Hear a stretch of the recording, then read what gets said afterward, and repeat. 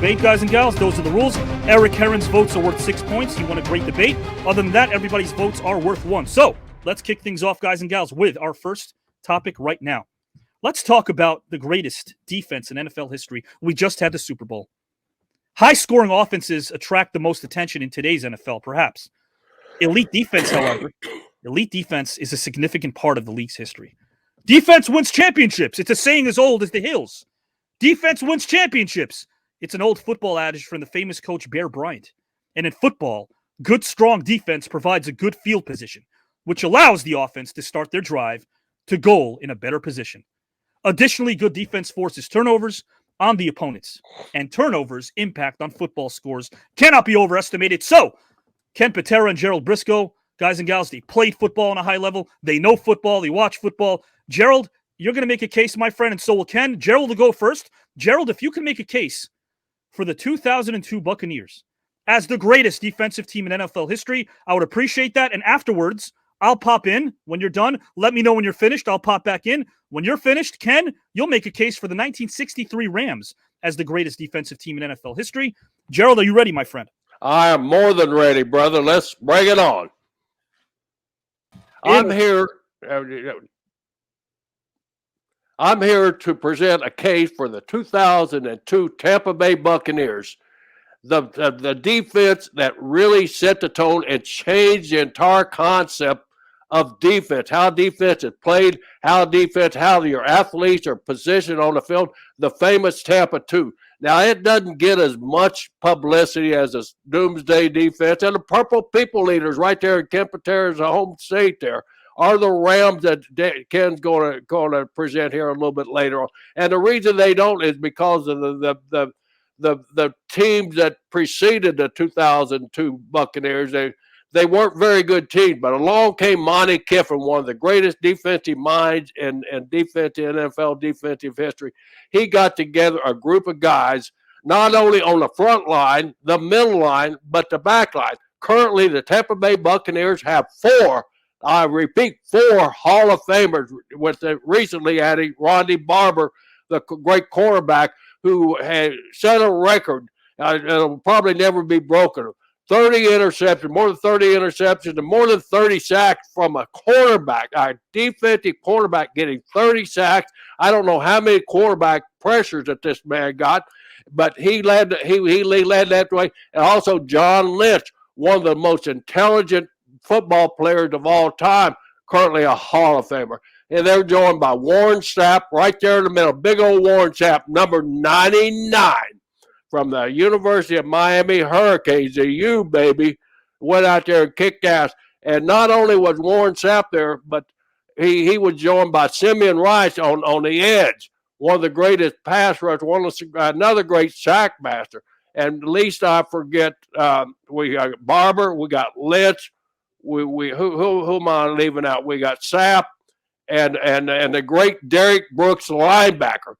And so those 4 right there present only the steel curtain of the Pittsburgh Steelers with 5 Hall of Famers. As soon as Simeon Rice gets nominated, he'll go in. The Tampa Bay Buccaneers will have 5. But I'm going to give you a little bit of facts and presentation on this, Ken Patera. You better pay attention to me, or you're going to get swamped there. The Tampa Bay Buccaneers, they had 2002. They had 31 interceptions. Get that, 31 interceptions. This was back in the days when they played 14 games, not the 17 that they play now. They played 14 games. They only gave up 5 passing TVs that entire year. Only 5. That's a handful in case you can't count, Mr. Patera. 1, 2, 3, 4, 5 against 31, mind you, 31 interceptions. Now, here's another fact for you, Kenny. The average losing team on a Super Bowl scores 16.5 points.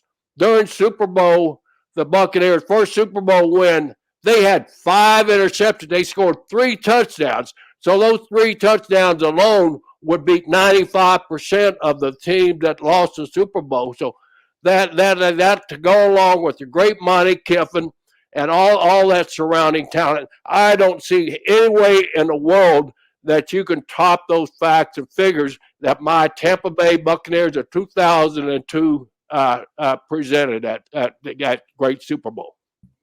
Guys and gals, an amazing array of points made by Gerald Brisco right there. Passionate about the Bucks. And guys and gals, Ken Patera right now has to make a case for the 63 Rams in one moment. Let's pull up some of these comments because, guys and gals, you are the engine that makes this entire thing go, as you know. So, yes, guys and gals, John Red, good players. Didn't hurt the Tampa 2 either. Absolutely, guys. We have more comments over here. That Tampa 2 from Eric Heron was a beast of a defense. Absolutely, guys and gals. Gerald Brisco made such a great point. Passionate as well. Facts. Absolutely facts galore. Let's see if Ken Patera, guys and gals, will do the same. Ken, are you ready to make a case for the 63 Rams as the greatest defense in NFL history, my friend? Absolutely. In a 3, in a 2, in a U. Hey, Jerry, you had a lifetime of NFL players to build your case. Now, I'm going back to 1963 or 50. Yeah, 63. You know when Tampa Bay became a franchise? 1960. How many games did they win? No. They didn't win a game. They were 0. But they only played, 14 games back then? Yeah. Now, what do they play? 17 games? Today's NFL. But let's go back to 63 when football was football. They didn't have all these orthopedic surgeons running around, attending to the players. They have pill guys, guys that run around with little pill bags, full of bennies and everything, getting these guys all jacked up. They were hitting so hard back in those days. I mean, they were damn idiots, but they didn't know any better. And my brother, Jack, he was a defensive line coach from 63, 64, 65, and 66. And when he took over, they had a young upstart head coach by the name of Harlan Savari. I think he was 30 and my brother was like 29. 2 kids coaching the NFL. But what did they do with the Rams? Well, they were fortunate. They had Merlin Olsen. Later went on to Hollywood. Great actor. They had Rosie Greer, guitar strumming preacher. Then they had Lamar Lundy. Lamar Lundy come off that. Nobody wanted to play Lamar. When the offensive line came up to the line, Lamar, boom, he smacked those guys alongside the head. And that was all over. And what the hell else is there? Deacon Jones. Yeah.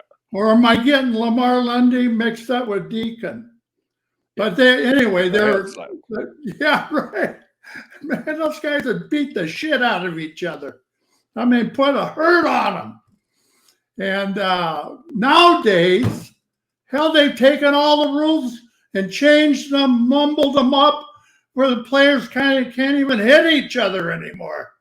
They're the players nowadays couldn't stand up. Well, sure, they're bigger and a little stronger.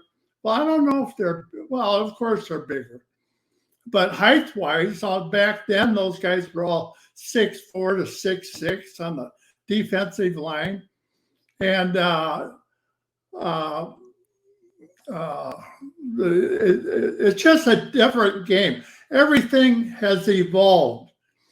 I know, Avi, everybody watching this knows that with the passing of time, people get bigger, they get stronger, and they have a wealth of knowledge to draw on. So by the time the Tampa Bay Buccaneers came along in 2002, the defense is it 2002? was the one that you're representing? Yeah. Okay. Yeah. Yes. Okay, those guys had 40 years of knowledge to draw from. Oh, don't give me that, Jerry. That's why they were as accomplished as they were. Without that body of knowledge that came prior to them being formed, they want to even been half. They want to be half of what the fearsome foursome was in Los Angeles at that time. No way. Back then, I don't even think those guys lifted weights back in the 60s, tell you the truth. As a matter of fact, I know they did. But nowadays, they're all coached. That instead of one defensive coach, they have 5 coaches, wiping their ass every day, telling them how great they are. They got the doctors running around. Don't worry, Guys and we'll gals. take care of you. Incredible points by Ken, and also a lot of passion. I'm glad you brought up your brother Jack as well. I remember talking about Jack on our World's Strongest podcast, guys and gals. But look, I'm glad I'm not judging. I'm glad I'm not voting, because these two men over here are so proficient and so experienced and so professional and passionate about what they're talking about. I'm glad I do not have to dictate the future of both Ken Patera and Gerald Brisco in this tournament, but the judges will in the back. So you guys and gals watching across 51 pages, please live votes. Let us know who you're voting for in round number 1 and why. Remember, the first individual who wins this round will not advance. There's another round coming up right now in about 5 minutes, guys. Another topic. Yes, another topic. Maybe 2 if they tie things up. We don't know. So let's kick it off to the judges. Let's start off with Jamie Sparling. Let us know who you vote for and why, good sir. Gentlemen, well done. The passion was just there, and I was highly educated on what you were talking about. Although Ken made the better argument for the game changing, I have to give this one to Gerald Brisco. I just had a few more stats, arguments, and a little bit more to work with. So my vote goes to Gerald. Yeah, guys and gals, you can tell Gerald and Ken, just like Mark Henry, just like all the Hall of Famers, Tom Sizemore, everybody wants to win this thing. Gerald is up 1-0 with a vote. We got more judges, but for now, Gerald is up 1-0. Let's kick it off to Kate Hart. Kate, who do you vote for and why? Great. That was an amazing first match. Oh, yeah. So lovely to see both of you. Ken, I appreciated your fight with the fact that Tampa Bay has 40 years of knowledge to draw from. I thought that was a great point, but my vote is going to Gerald. He was a bit more organized in his thoughts. He had the stats to back everything up. He had the players' names, and his passion and knowledge really came through. 2-0 for Gerald, guys and gals. 2-0. Let's kick it over to Mindy Red. Who do you got and why? Good evening, gentlemen. Great argument. I love the banter back and forth. That was awesome. I'm going to go with Gerald, and you sold me with 4 Hall of Famers. 4, soon to be 5. Those are amazing stats alone, but you hit it with stats, and then the 4 Hall of Famers was the nail in the coffin for me. All right, so Mindy goes Gerald Brisco, up 3-0 right now, 3-0. We have a few more judges. Remember, Eric Herron's votes are worth 6 because Eric won the only tournament in Green Room history, the Great Debate Tournament, not the Grand. Eric's coming up pretty soon, but let's bring in Joe Risitano. Good evening, gentlemen. I wanted to immediately start off with that. I think that Gerald had more of the stats. It works very well. You see how each of these players has progressed, but something that didn't catch me immediately, that immediately got me hooked, was Ken Patera's attentive detail to how this wasn't how the game was played and how the game was played before and has progressed till now. Things I personally didn't even know that worked really well for me. So that's why I give my vote to Ken Patera. It's 3-1, guys and gals. 3-1 right now. Joe Risitano votes Ken Patera. Let's bring in the one and only Mr. Fred Ottman. Hey, guys. It was incredible. An incredible debate. Like 2 old goats baiting each other in the head, coming across with statistics, with comparisons between then and now. It was incredible. Going down the laundry list, both people going down the laundry list. This here is a WrestleMania debate because, You got that baby face as far as that goes with Gerald, and Ken taking the heel turn, man, and coming back at him and giving rebuttal. It was exciting. It was great. It was awesome. The comparisons between now, then, and the new guys coming down into the future, amazing. The fearsome foursome that I grew up on. All right, and Gerald just going down that laundry list from nothing. That team was nothing until 2002 when it was the big turn and they came and took the Super Bowl. Yeah, amazing. You know, I love both of you. I love both presentations, but I will have to give it to Jerry. Gerald Brisco gets the vote from Fred Altman, guys. It's 4-1 right now, thanks to Fred. Let us bring in Mr. Brian Clark. Who are you voting for and why, my friend? Man, both you guys were bringing it. I'm really impressed. I knew a lot of the history that you guys were talking about when Ken was bringing up the 4 defensive linemen for the Rams. They basically started the sack before there was ever a sack. I mean, those guys with the head slaps and the great. And I was a former defensive lineman, so I understand it. I love it. I think Gerald had more stats and more information, and so a slight edge to Gerald on this one. So, guys and gals, 5-1 right now. 5-1. Brian Clark votes for Gerald Brisco. And, of course, Eric Herron's votes are worth 6 points. Eric, Gerald is up 5-1. Who do you have and why? Hey, Mr. Brisco, Mr. Patera, welcome back to the green room. We certainly appreciate you spending this quality time with us tonight. And, wow, Avi, what an opening so far. Incredible. This is one of these topics I love to talk about. I love football. And you two gentlemen proved that you could talk football with damn near anybody.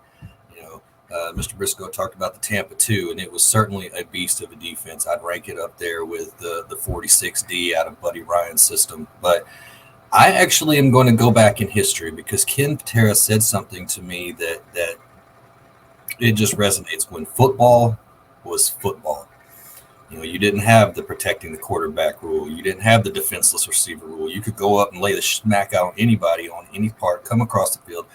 I love that. Ken Patera, the fearsome foursome, the LA Rams, 6 points.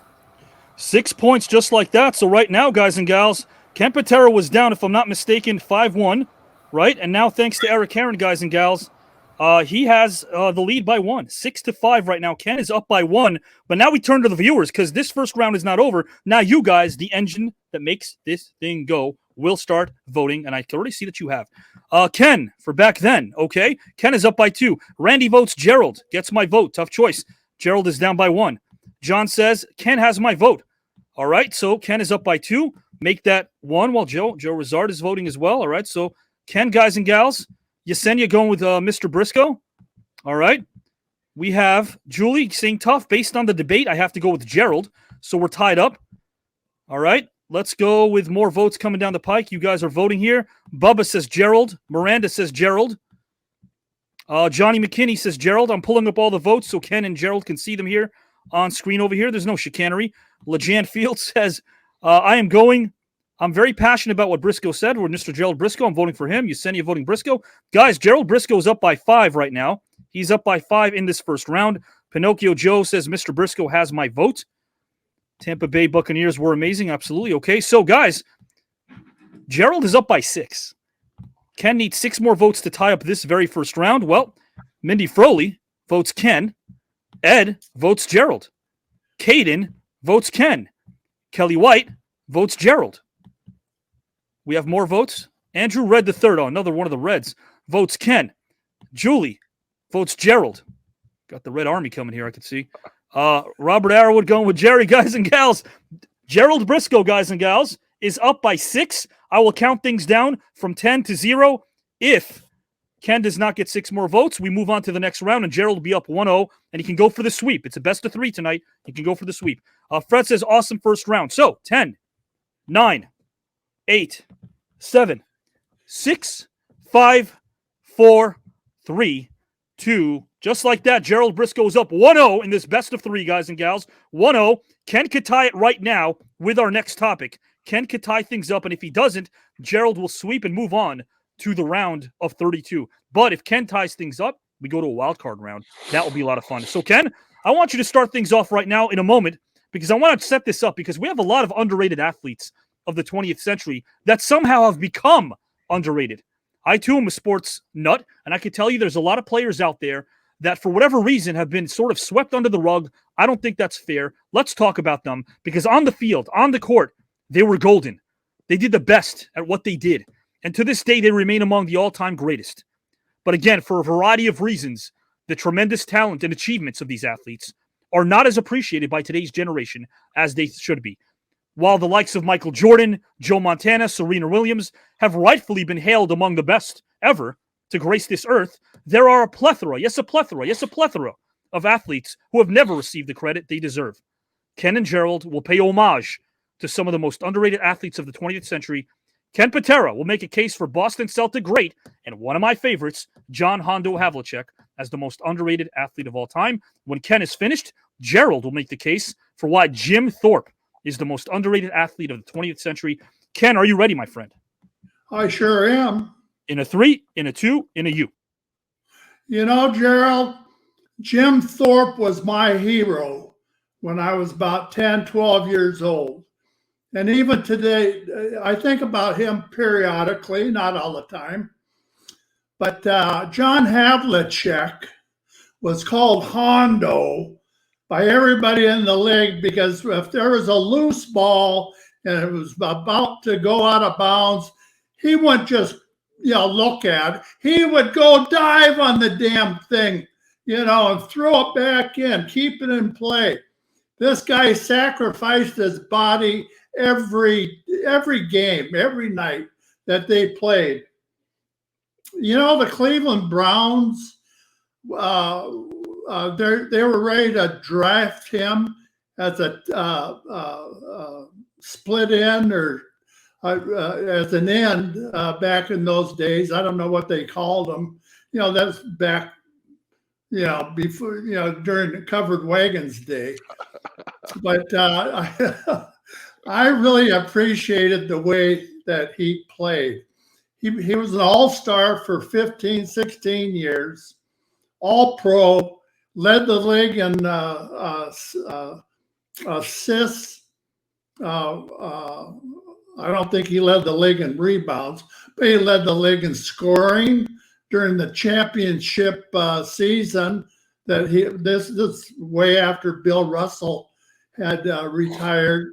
So he was the leader of the Celtics at the time, and they were still winning championships at that time. I think John by himself, of course, Dave Cowens was center at that time, JoJo White and all those guys.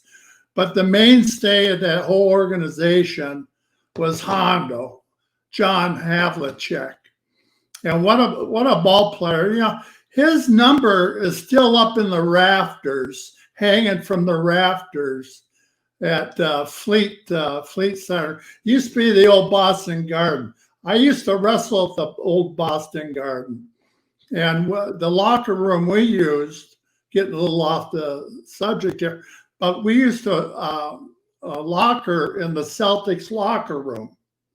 And I always sat where either Kevin McHale or Larry Bird, wherever their stalls were, those are the stalls I used. And so that brought, and every time I went in there, I think about Bob Cousy, Bill Russell, Hondo, and all the other guys. It was fan. It brought back memories, because that was probably one of the only teams I ever watched back in the 50s and 60s. You're a little younger than I am, Jerry. You probably don't even remember those days, do you? What are you, about 45 now? I love you. Anyway, Hondo gets my vote mainly for his tenacity, his ball handling, his rebounding, and he wasn't a selfish player. Here's a guy that used to get 6, 7, 8 assists a game. I mean, he was a ball handler. Guys and gals, John Havlicek also leading the league in minutes played all the time, and of course, post-Russell era, JoJo White, Dave Cowens, of course, guys and gals, coached by Tommy Heinsohn, who played for the Celtics. But I digress, because guess what? I'm going to make some I cannot wait for this next topic here. Ken brought up John Havlicek, made some amazing points. Jim Thorpe, man, oh man, oh man, I can't wait to hear this. Gerald Brisco, my friend, are you ready to make a case for Jim Thorpe? I'm ready, Avi, but I can't believe you joined my buddy Ken there. No, you threw out some facts and figures. I'm going to go for a disqualification right now. When does the host join one of the debaters and throw out facts and figures for him? That's just not right. But you know what? I'm going to throw out some facts and figures for Ken too. Havlicek, kidding, we had the player working in some of the greatest arenas in the entire world. Madison Square Garden, the Spectrum, all those great arenas. I never got goosebumps in my life until I walked into that Boston Garden and I walked out on that court. I looked up at those rafters. I saw all those great jerseys hanging from there. Brother, when you get that bell and you walk out to the ring, you see that up there, you hear those fantastic Boston fans cheering for you. Man, if you don't get goosebumps, you don't have a competitive spirit in your body. So I agree with you 100%. Sitting in that Boston locker room was like sitting with a bunch of legends. So I commend you on bringing that up because that's one of my prime passionate points is the old Boston Garden. But to my debate on the great Jim Thorpe. Now, this is a little personal to me, Kitty. As you know, I'm Native American myself. Jim Thorpe, yeah. Native American. Jim Thorpe was born in my home state of Oklahoma, 7 miles from where I grew up. I want to tell you a little fact. My brother Jack was, as you know, you have brother Jack too. My brother Jack also was one of the world's greatest athletes, just like you were. Yeah. We used to go over there when we were kids to Jim Thorpe's backyard and run around that backyard thinking that we were going to collect some of those spirits of Jim Thorpe.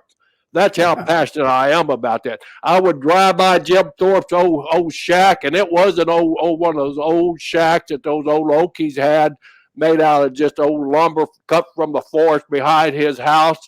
But let's get into some of the facts and figures. You talk about old school as we did in that first debate here, and as we did with Havlicek here, old school. I love old school athletes just as you do. Jim Thorpe, one of the oldest school athletes in the world. Why he's underrated, I do not understand. Here was a guy that went to the Olympics. Now, first, I want to get, before I even go to the Olympics here, you know how Jim Thorpe ended up in Pennsylvania, where Pennsylvania claimed Jim Thorpe as one of their native sons. He was born in Oklahoma, in Yale, Oklahoma, right down the road from where I live. Thorpe, back in the old days, they wanted to de-Indify the Indian, put the white man in the Indian. So they would come and get the Indians, and they would take them to white man school. They would let you speak your language. They wouldn't let you have the long hair. They wouldn't let you have the braids. They wouldn't let you have any of the leather clothing that you brought along with you. They put you in white man uniforms. They taught you the white man's language. They taught you the white man's religion. My sisters, my mother and her 3 sisters were also sent to these schools. My aunt was sent to Haskell Indian Institute up in Kansas. I know you've heard of the Haskell Institute because it's a great athletic institute, just like where out in Pennsylvania where they sent Thorpe. My aunt that was sent there, she bought into that white man's religion. She moved out to California as soon as they let her out of school and kind of disowned our family after that. My mom's other 3 sisters would not let go of and my mom would not let go of the Indian spirit that they had in them. So anyway, Jim Thorpe was a problem child.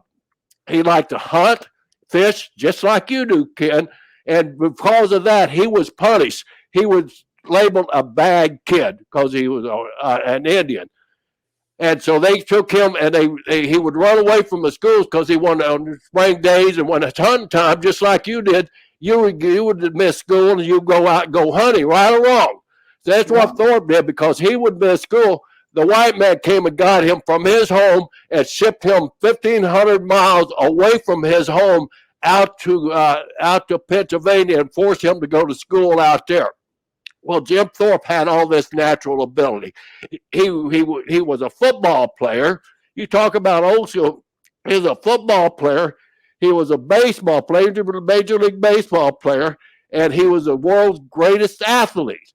He went out and he won the decathlon. The King of Sweden, mind you, declared Jim Thorpe the greatest athlete that ever lived. Am I right or wrong? Shake your head yes or no if I'm right or wrong. The king of Sweden declared Jim Thorpe the greatest athlete that ever lived. He set records in the decathlon and the pentathlon.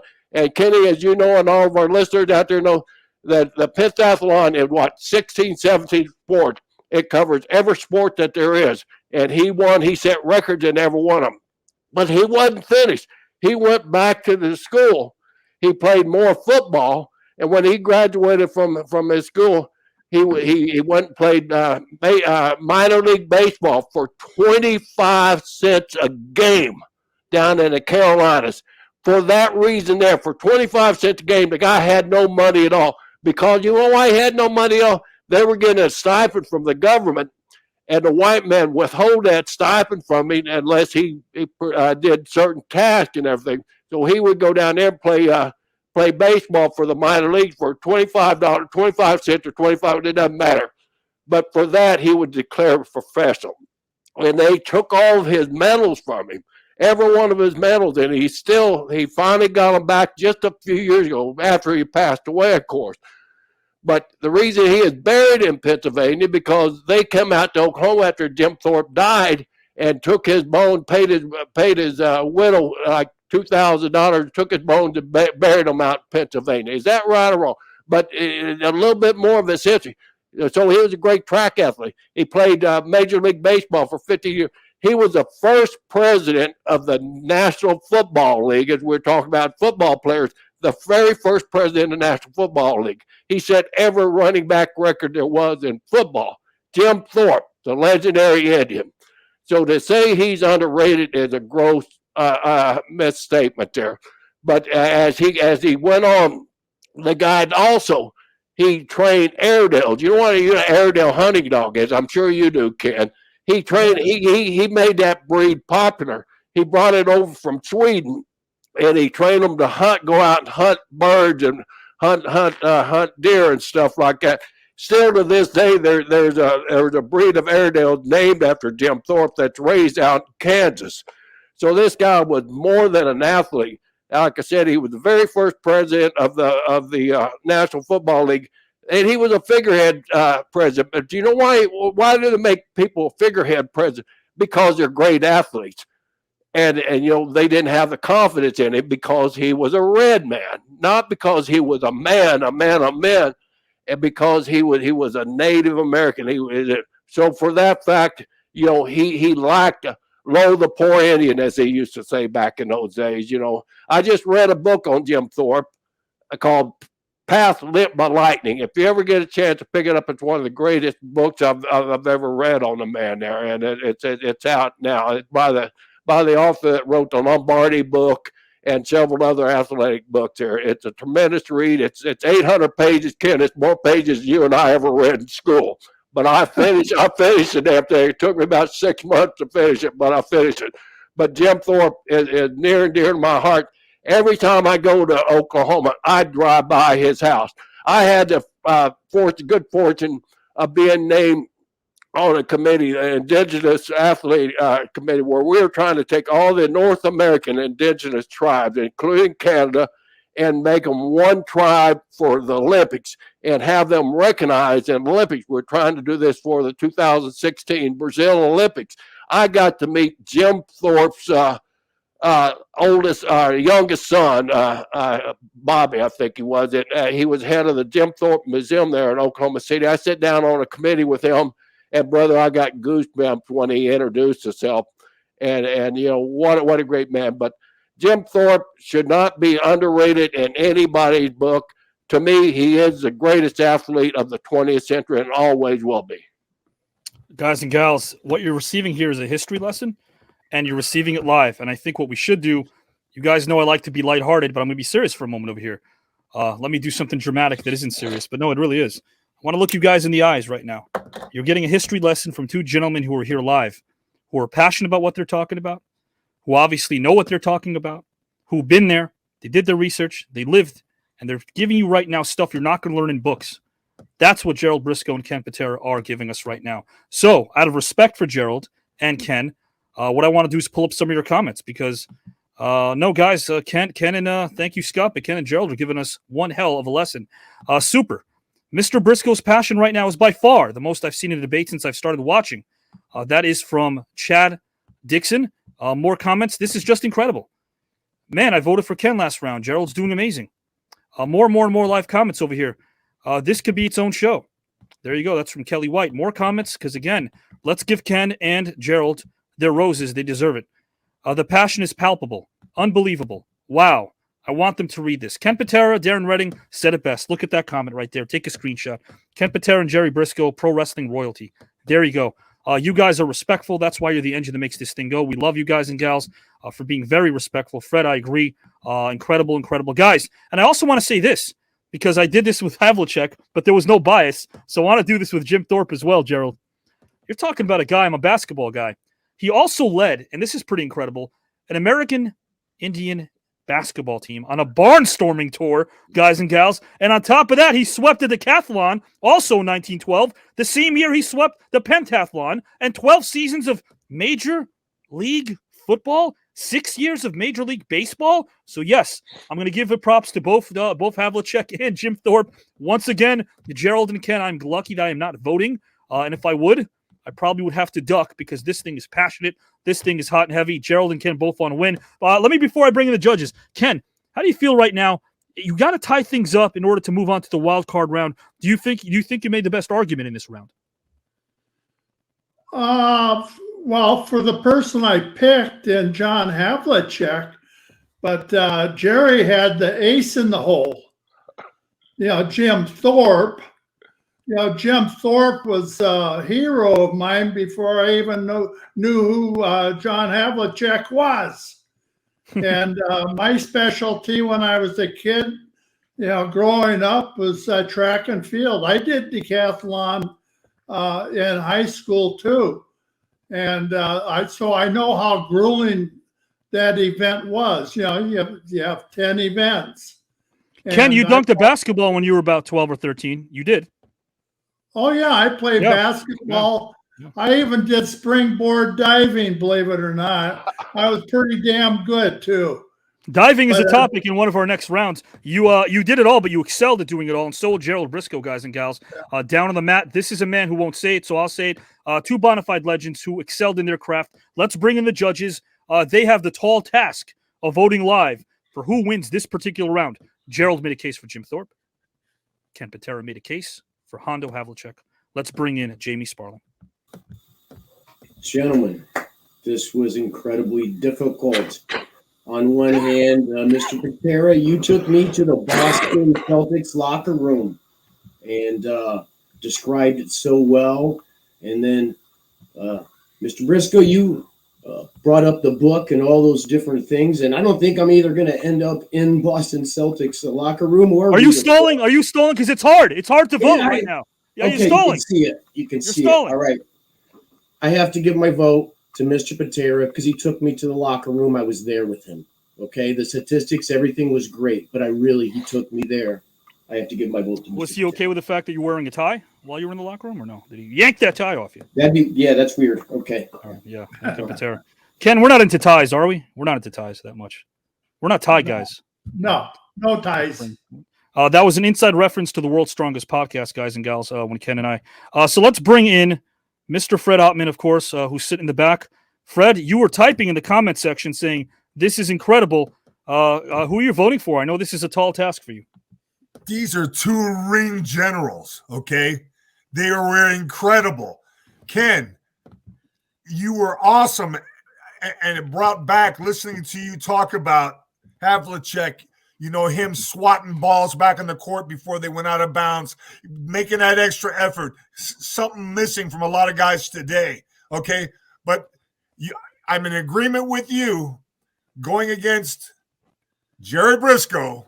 It was like taking a knife to a gunfight, okay?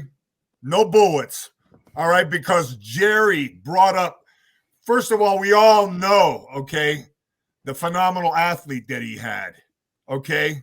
And and the fact that he went down the laundry list of all the accomplishments, and then the backstory history of the Indian nation and all the stuff they were put through and why things happened and why, and then to have all those medals stripped from him from a man that was just trying to compete and make a living and support his family, okay?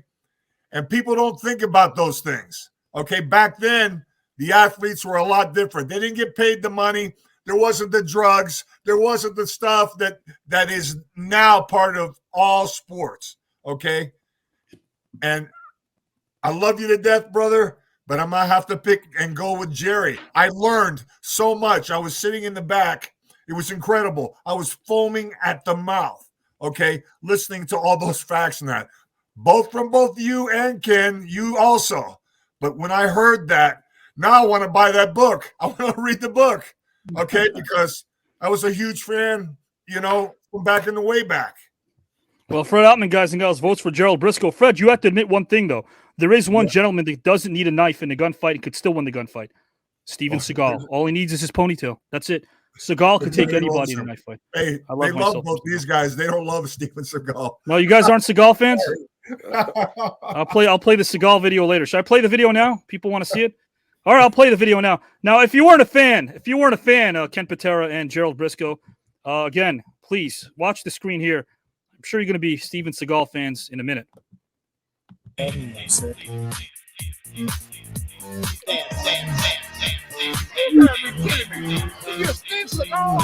expected somebody else. Look at this. This is my favorite dancer in the world. So nimble. Lord have mercy. Plays blues, plays guitar. Look at that. Are we fans now of Steven Seagal? We're learning. See, guys and gals, Gerald Brisco and Ken Patera right now are in the middle of a heated round. Jim Thorpe, of course, versus John Havlicek. We're tied up right now as it pertains to this round. Jamie voted Ken. Fred voted Gerald. Let's see who Brian Clark votes for and why. Man, another great round. You guys are nailing it. Good job. I'm telling you, really good job.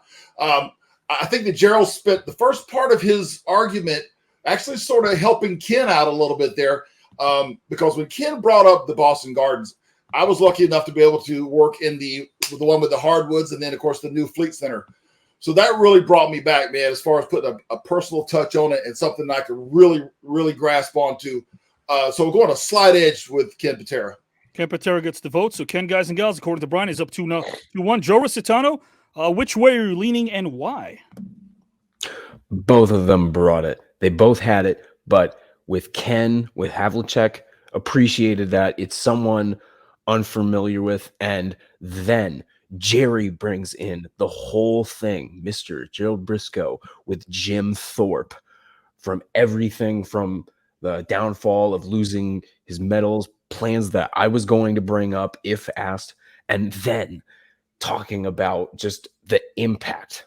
I'm going to have to go with Jim Thorpe on this one. So, Gerald, you got my vote. Gerald gets the vote right now, guys and gals. So we are tied at 2 right now. Just like that, we are tied at 2. Ken needs this one in order to advance. Some comments over here that are live. Kate and Ray, don't worry. No problem. Everything's fine. So let's bring this up right now. Cecilia thinks that Pinocchio Joe Steven Seagal. There you go. That's interesting. Let's bring in Kate Hart. Who do you got and why? I am learning so much from the both of you this evening. I enjoyed how you both personalized this topic for yourselves. Gerald, I think you went a little too personal and spoke a lot more to the life of Jim Thorpe and didn't tie it in as to what made him a great athlete and possibly underrated. Ken, you had the statistics, you had the honors and the personality of Havlicek, who I have not heard of. And what sealed it for me is that he accomplished all of these goals while being an unselfish player. And that really spoke to me. Ken Patera, you have my vote. It is 2-1 right now, guys and gals. Kate votes for Ken Patera. Ken needs to tie things up. Let's kick it over to Mindy Red. Wow, gentlemen. Wow. I learned so much from both of you tonight. Truly appreciate both of you have given us your passion. I enjoyed how you both personalized your stories as well of why these players and why you picked them. Ken, you nailed it for me when you said he sacrificed his body, when he would dive for that loose ball almost every night.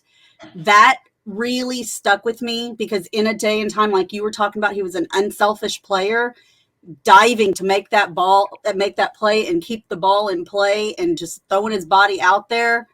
That really resonated with me. So Ken gets my vote. Okay, Ken is up 3-1 right now. Mindy votes for Ken, 3-1. Let's bring in, guys and gals, let's bring in Eric Heron, who has his votes are worth 6 points. I don't know where to begin half the time with these debates, Avi, because these gentlemen are killers. They are absolute killers. I, as a host sometimes, which never happens because you know that I'm always locked in, I'm listening to Gerald and Ken, and I'm viewing this in the eyes of a fan, through the lens of a viewer, because I'm just enjoying the rebuttals, the factoids, the passion. I feel like I'm a fan watching these two gentlemen teaching us so much right now here live. It is a free education of the highest order. I cannot commend you to enough for that. That being said, I'm going to start with Mr. Brisco, if you don't mind. You know, I actually drove through Haskell, Kansas a lot on my way to Fort Riley. I know everything about what you were talking about with that area. It's so heartbreaking to know what Jim Thorpe went through in his life, but I cannot, for the life of me, consider him underrated because of how celebrated his accomplishments are today. That being said, Mr. Patera, you know, he debated John Havlicek, and when Bill Russell says that you are the greatest all-around player he's ever known, that says something to you, but nobody really hears Hondo's name anymore outside of the diehards. I love the stats that Ken brought. I love the stats that you brought, Mr. Brisco, but I think Ken just kind of barely edged you out on this. So, Mr. Patera. It was 3-1, and now your votes obviously are worth 6, so we're talking 9-1. Gerald has to make a comeback with our viewers and see, again, if they vote for him. Mindy votes for Ken, Mindy Furley. That makes it 10-1. Make that 11-1 according to Miranda. Brian says, always loved working in the Boston Gardens. Lucky enough to have worked both. There you go, yeah. 11-1. Brian's been there as well, around the world and back. 11-1, LeJan Fields, both, but I vote for Ken. That's 12-1. So Ken is up 12-1. We have more votes coming in. Gerald, according to Chad, okay. That's 12-2. John Red, I have to go with Gerald. All right. 12-3. Joe Rizart, Gerald.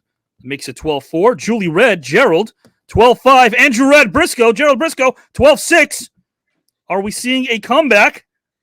Gerald has my vote. 12-7, according to Ed Hauser. 12-8, according to Johnny McKinney. Wow. 12-8. Guys and gals, we need a few more. Gerald needs a few more, and he'll get the sweep. Andrew Red votes for the Steven Seagal video, which doesn't really count. 12-8. Guys, I'm going to start counting. 10, 9, 8, 7, 6, 5, 4, 3, 2. Ken has tied things up right now, and that means we go to a wild card round where all the marbles are on the line, Mr. Patera and Mr. Brisco. Guys, the wild card round is a round, of course, that can be about anything. It won't be about sports, I'll tell you that. So let's kick things off. You know, there's some people in the world who have a special touch when it comes to music. And I think country music is one of those genres that sort of seems to be filled with these kinds of people. You know, singers who can belt out notes with the best of them. And guys, it's heartwarming music as well. Although, country music, guys and gals, you want to use the term old school or right school. Maybe it's the right school. We're going to talk about two classics, two legendary country music singers. Ken will make a case for Dolly Parton as the greatest country music singer of all time. And when Ken is finished, Gerald will make the case for Willie Nelson as the greatest country music singer of all time. Gentlemen, are you ready? Yeah. Ken? Yeah. In a 3. Want me to go? In a 2. In a U. Jerry, I don't know who you're voting for or who you picked. I have not a clue. But Dolly Parton, whoever you pick, she's going to smoke them. You know, Dolly Parton, Dollywood, give me a break. Who can follow that? I mean, she's bought like 160 million books for kids from the ages of 4 to 5 or 12 or something like that. I can't remember exactly all the stats, but she's got my vote for the songs. You know, she wasn't the greatest country western singer, I'll admit that, but she was a songwriter that was phenomenal. And God, you know, all the songs that she wrote, I have them here, but I'm not gonna cheat and go in here. See, I got my iPhone. But her career was, I think she started singing when she was 7 years old. Her grandmother bought her an old guitar for, I don't know, a couple bucks, whatever it was back there. Now, she grew up poor, 11 kids in the family. They grew up in an old shack, really, in the mountains of Tennessee. And I've been through those old holliers, you know, the valleys that run in between the hills. They call them holliards. And that's where everybody there was dirt poor. There wasn't a Cadillac to be seen, you know, unless some wrestling promoter drove by, you know. But yeah, she just inspires people like myself, because when I was growing up, I was from a middle class family, you know, 4 brothers, 1 sister. My dad was a baker. My mom was a homemaker. You know, we didn't have a lot of money, but we made ends meet. And that's what the Dolly Parton's family did. You know, with those 11 kids, God, can you imagine 11 kids in a little shack? My God, that's probably a type of place that Jim Thorpe grew up in, down there in Oklahoma, Kansas. And he did wind up in Pennsylvania. But that was all politics, you know, from like you say, the white man. You know, but things were different back then. Just like pro football. Pro football is a lot different nowadays than it was back in the 30s, 40s, 50s, 60s, you know, whatever you want to call it. But, you know, the coat of many colors, that was the hand-me-down that Dolly Parton got for, I think, for a Christmas present. And when she wore that patchwork type dress to school, all the kids laughed at her, you know, made fun of her. And man, did she prove all them wrong. You know, here's now she's sitting on a gold mine, which is her brain and her ability to pull herself up by the bootstraps and get out of Tennessee. But I don't. Where's Dollywood? Is that in Tennessee? Dollywood's in Tennessee, yeah, on the border of North Carolina and Tennessee. Dollywood. Yeah, there you go. And she played the Grand Ole Opera when she was like 11 or 12. She might have been 13 at the time. The Grand Ole Opera. Can you believe that? I mean, that is legendary, especially at that age. And I know she wrote a lot of songs for Kenny Rogers and just a million songwriters. Vince Gill and her did duets and everything that went gold and platinum. You know, number one. She was on the charts, and who can forget that? 5 to 9. 5 to 9 movie. Her and Jesus, the other two broads escaped my Jane Fonda and I tell you, I think about those days. I just laughed my butt off. I got to tell you, Ken. I know you said it right. Working 5 to 9, I understand that. She worked 9 to 5, but at the same time, man, you brought up some factoids I wasn't privy to. And guys and gals, I'm sure Gerald Brisco is going to do the same thing when he makes a case for Willie Nelson. Before we do that, Lily Tallman, is that who you're mentioning? Andrew Red the third. Yeah, Lily. Checklist Mindy, is that the 9th red that's commented already, or the 10th? There's like 12 or 15 of them. There's some 12 or 15 reds. Jeez. Guys and gals, let's keep going on. Trisha says, what does she say? I'm trying to pull up your comment. That is too many reds. I agree. Guys, all right. So you're going to start voting in a minute, but we have Gerald Brisco making a case first for the one and only Willie Nelson. Gerald, are you ready, my friend? I'm ready.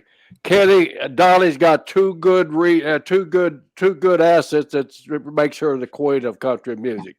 We all know what they are. Absolutely. Yeah. So anyway, Willie Nelson, the red-headed stranger. Willie, it was the same background as Donnie. Willie's dad bought him a $2 guitar when he was 6 years old. Willie dropped out of school when he was 13 years old and was playing on the street corners in Beaumont, Texas for nickels and dime. He wrote his first hit when he was only 14 years old at Roy Acup, and all of us old-timers know who Roy Acup is. Willie wrote his first hit. Willie was on the Grand Ole Opry in 1960. 1960 he was recently on the Grand Ole Opry to 2023. What's that? 63 years. Willie Nelson has played on the Grand Ole Opry. Besides those 5 or 6 years where the Grand Ole Opry fired him because he wouldn't go along with today's country music. He said, that's not country music to me. Country music is drinking, getting drunk, pick up trucks, outlaws, mama, all that good stuff, going to jail, going to prison. Willie Nelson did all that stuff. Willie Nelson also was in 25 movies with Robert Redford, some of the greatest stars in Hollywood's history. Willie Nelson. Willie Nelson also, the great Patsy Cline, who was the queen of country music for a long, long time. He wrote the greatest country western song, the number one that they still declare today is the number one country song of all time. Crazy. You know, and I Fall to Pieces. Willie Nelson wrote all those songs when he was just a young kid. Willie Nelson had the very first double platinum record album, not record, but album ever sold in country music genre. The Outlaws, Willie Nelson, Waylon Jennings, and Chris Christopher. Willie Nelson was part of the Highwaymen with Johnny Cash, Waylon Jennings, Chris Christopherson, one of the greatest songwriters in the world, and Willie Nelson. Those four, they broke every record on record sales that there was in the entire universe at the time. Willie had something like 5 platinum records, which is unheard of in country music. And like I said, the very first platinum song that ever platinum album that ever come out was written by Willie Nelson. Willie Nelson also wrote songs for some of the greatest. You mentioned Vince Gill. Vince Gill covered so many Willie Nelson songs that it's unbelievable. All these great artists, they were covering Willie Nelson songs when Willie was struggling out there, and they were covering Willie Nelson songs, making millions and millions of dollars off of them. The government took Willie Nelson's asset, took his golf course, took his bus, took his guitars, took his recording studio, because Willie, like a lot of the old entertainers, trusted one of his old-time friends that wasn't qualified to be a manager. He would follow the taxes, and Willie was giving the money to pay the taxes, but the promoter was sticking the money in his pocket. So the government came after Willie and completely ruined Willie. And you know what Willie Nelson did then? He sat down in his old bus, Honeysuckle Rose. He wrote this album, Who'll Buy My Memories, which went on to sell another million albums. and made his money where he could pay off the U.S. government. How many of these entertainers you hear that owe the government so much money sits down and does something like that? And he paid off. He sacrificed like 2 years of his life writing this platinum album, "Who'll Buy My Memories," so I could pay off the U.S. government. He did that, and Willie Nelson. Now not only was Willie a great entertainer, but Willie Nelson started Farm Aid to aid all the farmers out in the Midwest that were losing their land, losing their property. Willie would put on free concerts for them and donate the money to Farm Aid. Not only Farm Aid, but he was also involved in biotechnology to try to clean up our world, to try to make our world a better place to live. And the government closed him down because he was impeaching on the oil companies too strong. And as we all know, the oil companies rule the government. So Willie Nelson, they closed Biotech California down. So Willie, the biotech name belonged to Willie. So he took it out to Texas, out to Austin, Texas, where now Austin, Texas has become one of the bioenergy places in the entire world. So that's all because of Willie Nelson. So there you go with Farm Aid. You go with all the biotech stuff. You go with all the charities that Willie Nelson has done throughout his career. And, the thousands and millions of records that he sold and the influence that Willie Nelson has had on the entire world. So I state my case strongly for the redheaded stranger from Beaumont, Texas, Mr. Willie Nelson. Can I step in here for a second? Please. I love Willie was always one of my favorites, but the bad rap that Dolly Parton always got was because she was a woman, and she had a struggle every step of the way in her life to get where she is because she was a girl, woman. Willie Nelson was redheaded. So. Yeah, well, he was a redheaded stepchild. Well, I'll tell you what, guys and gals. Avi, there you go again. You're giving Ken an extra. No. I was going to say, wait a minute. Willie Nelson also played. Hold on. No, Willie Nelson also played the same guitar for 10,000 straight shows. I was making a case for Willie. There you go. 10,000 shows played the same guitar, guys and gals. But this song is over because this round is over. I won't play the guitar anymore. Gerald Brisco, guys and gals. I could tell he's hot and headed. The camera's off, Gerald. I know you got to get this live. This is a heated debate, guys and gals. We need breaks to wipe the sweat off our brow. We need that right now. There we go. Guys and gals, Ken Patera, Gerald Brisco. This third round is over. Dolly Parton, Gerald Brisco made a case, of course, for Willie Nelson. Let's bring in our voters. You guys are saying this. This is a tough one, absolutely. Hey, I'm a redhead, Ed Hauser says. Hey, I'm a redhead. I dated one. I'm lying. I dated 9. So let's bring in Jamie Sparling right now. Ken Patera, I promise you I will never date a redhead again. Jamie, who do you vote for and why, my friend? This is the most difficult of all of the debates thus far. Let me tell you the passion, the pride, the education that's going on right now. Scott Jekyll, he brought up maybe we should just move them both. Okay. And it's hard. I agree with you. It's a tough one. This might be, I'm going to go on record and saying this might have been, we've already seen how many? 15, 20 matches? This Absolutely. Might be the toughest debate challenge we've ever seen simply because of the passion, the fire, the knowledge, the intellect, the experience. I can keep going on and on, but I won't. Jamie, you have to keep going on and on. Who do you vote for and why? Going to have to give it to Ken. Ken Patera gets the vote. Gerald, just got to get you on camera, my friend. I know, guys and gals. Gerald can't wait to see what happens. Ken Patera is also on the edge of his seat over here. Scott, guys and gals, Jamie voted for Ken Patera, who gets 1 vote. Let's bring in Joe Rositano. Voting for Gerald. Country music, as much as it is what it is, music moves through us and is something that is given to others. Both of them did so much with charities. Dolly with her work and giving books to educate and learn. But Willie also helped the environment Willie gave for free to the farmers, tried to work on bioengineering. Like, these are some large players. So I vote for Gerald. Willie all the way. Are we tied at 1 right now? Is that where we are? We're tied at 1 right Tied now. at 1. Guys. All right, let's bring in Mr. Fred Ottman. Oh my God. I'm talking to you guys from Tennessee, baby, right here, right next to Loretta Lynn's ranch. All right. Right here in the town where howdy come from. But the bottom line is both of you guys were so great. Both of these entertainers were big time philanthropists. Okay, giving monies to charity and that. Every time when they had the big fire in Sevierville up there by Dollywood, okay, she donated millions of dollars for all those people that lost their houses and were and jobs and all that stuff, and get them back on their feet.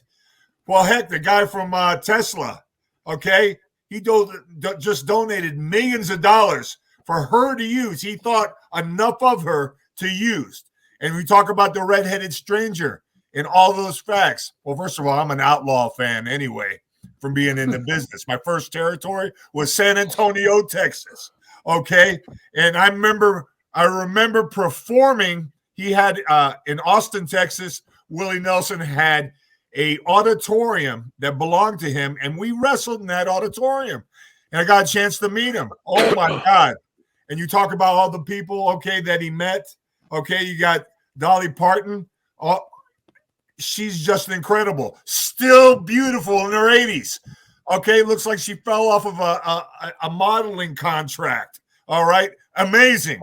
I mean, both you presented great stuff about great people. Absolutely. Okay? And Willie Nelson, how about him and Snoop Dogg, baby?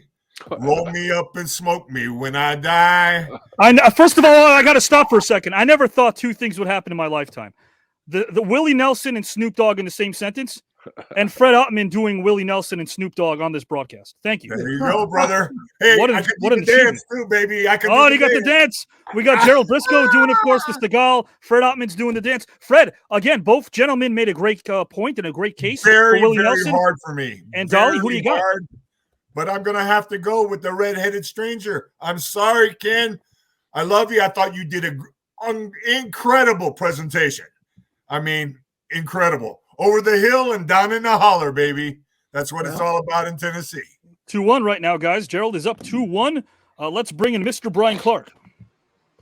Hey, another great battle. You guys are really bringing it tonight. I love it.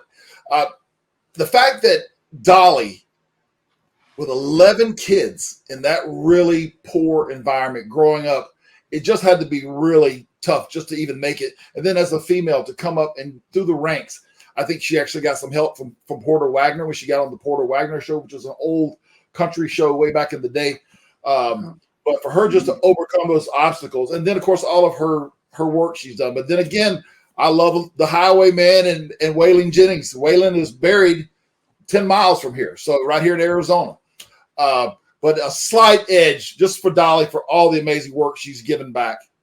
So I'll go with Ken on this one. We're tied up right now. Brian Clark votes for Ken Patera, who, of course, made a case for Dolly Parton. We're tied up at 2-2.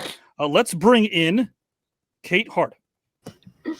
Avi, if you never thought that you would hear Snoop Dogg and Willie Nelson in the same sentence, what about Snoop Dogg and Martha Stewart? They had that cooking show. They did. I'm trying to forget it. But they did. Right? Oh, this is most definitely the toughest one of the evening. They have both done such great work. I'm a little more familiar with Dolly's humanitarian work. Ken, you mentioned a few of her songs and failed to mention I Will Always Love You. So, but Mr. Brisco, you spoke a little bit more to the music and the singing. You both touched upon the songwriting and you showed a bit more passion. So my vote is going to Gerald Brisco. Guys and gals, Gerald Brisco gets the vote. I need the tally over here. What are we up to, guys, right now? What are we up to? Kate Hart just voted. So we're going to bring in Mindy Red. Mindy Red, who do you got and why? Gentlemen, you both gave such Excellent arguments. I love how Texas is brought up so much. But Mr. Brisco, you won me with, this is what I don't know if. And you lost me with Texas, Mindy. I'm sorry. Come on back. I'm joking. Come back. Texas I is love the Texas. best. No, well, not when you're representing it, but go ahead. I tease. Always. Houston, Yeah. baby. Yeah. But what I don't know if a lot of the younger generation appreciates what you said, Mr. Brisco, was Willie Nelson has 5 platinum records, not just songs, but records. And what the younger generation may not realize is that's all the songs on the record, not just the number 1 song. I don't think the young generation knows what a record is, period. They may not even know that. Hey, that was in a debate not too long ago where we talked about bringing back the vinyl. And so hopefully they were paying attention and learned on that debate.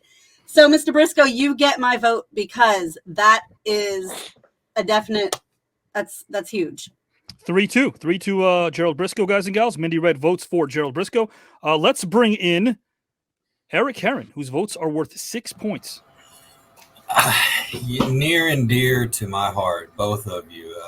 I grew up on this music. I grew up on Dolly. I grew up on Willie. When you talk Dolly Parton, you do talk about the fact that she was a lady that came up in a man's world, and especially country and Western music. You have to understand, women didn't succeed in country and Western music outside of the very few, the Dolly Partons, the Patsy Clines, the Loretta Lynn's. There's 3 out of how many male singers can we name off? Marty Robbins, Willie Nelson, Waylon Jennings, the list goes on and on and on. She's amazing. Absolutely amazing. I wish, Ken, you would have brought up 9 to 5. I wish you would have the song, not the movie. The movie sucked. Nobody liked those 2 broads anyway. I wish you would have brought up Islands in the Stream. Actually give me some more of the songs that she was a part of, rather than just mention that she did songs and maybe some album sales. That being said, Mr. Brisco, you did talk about the fact that Willie was the first triple platinum artist. Could have mentioned the fact that he was the only country Western singer in the 1960s and early 70s that made an album with Ray Charles, Modern Sounds of Country and Western Music. He brought Ray to a whole new demographic. Willie Nelson was truly a pioneer in every stretch of the imagination. Great point, great argument. But my heart goes to Ken's argument. My heart goes to Dolly Parton and the fact that she was a woman who battled men in their environment and succeeded and is still succeeding to this day. Ken Patera, 6 points. So it was 3-2 Mr. Gerald Brisco, and now Eric Heron's votes again are worth 6. So just like that, it is 8-3 in favor of Ken Patera. Guys and gals, we are tied up. So will Ken Patera advance? Will Gerald Brisco advance? If there's a tie, they both advance. Let's find out what happens right now. I could see Gerald and Ken Patera, of course, now know that they made great arguments. They gave us history lessons. Dolly Parton got brought up, which is always a good case for me. I digress. I won't tell you why. And Gerald Brisco, of course, taught me a thing or two about not just Willie Nelson, but also the great Jim Thorpe. So this has been an amazing battle for sure. Miranda goes for Ken. Ken Patera gets the vote over here. Okay. Let's vote more. Let's bring in more votes right now, guys. We're doing this live. We are doing this live. Jerry, hands down. Robert Arrowood votes for Gerald Brisco. Mindy Furley votes for Ken. I like that he acknowledged that Dolly had to work harder just because she's a woman. Gus does vote for Gerald Brisco. Julie Hall votes for Gerald Brisco by a hair. Karen votes for Gerald. He's got it. LeJan Fields votes for, let's go. Got to go with Gerald Brisco. Absolutely. Okay. Julie Red, I have to go with Gerald. Guys, we're 1 win away from a tie. 1 vote away from a tie. Andrew Red the third. Brisco, we are tied up right now, guys and gals. We are tied just like that. That's how this thing is. The pendulum keeps swinging instantly. We are tied right now, guys. Some more votes. Adam Jeffrey votes for Gerald Brisco. Kelly White votes for Gerald Brisco. Caden Ray votes for Ken. Ed Hauser votes for Ken. We're tied again. Back and forth, just like that. A seesaw matchup for sure.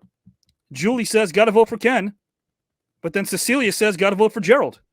So it's back and forth. This is live.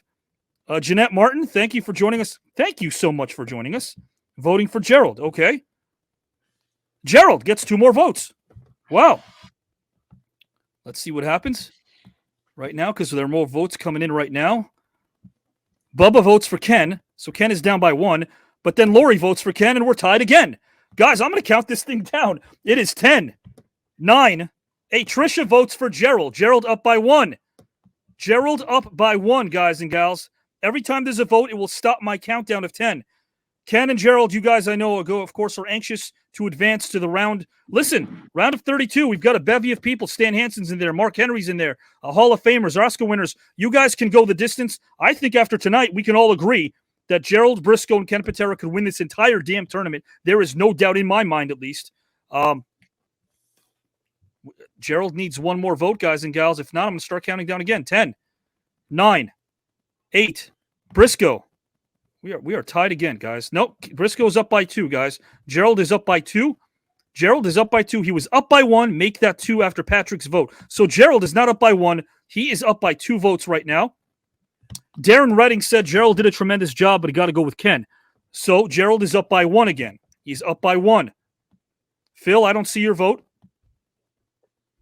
I'm going to start counting 10. Gerald is up by 1. 10, 9, 8, 7, 6, 5. Guys and gals, 4. I don't see your vote. You got to put it in. You got to put it in for it to count. You got to put it in for it to count. That's how it works over here, guys and gals. You're giving me a blank vote. I know what you're saying, but you got to make it official if you're going to vote. There we go. Roger says Ken has my vote, so we're tied again. But Phil Donahue says Gerald, so Gerald is up by 1 again. Gerald is up by 1. John Redd says Ken Patera, so we're tied again. That's it. 10. I'm going to count from 10 to 0. As a matter of fact, the next vote that pops in will dictate what happens. It's sudden death. Forget my countdown. Forget my voice. It is my choice to forget my own voice. Let's have the next vote dictate what happens. Scott Jackal.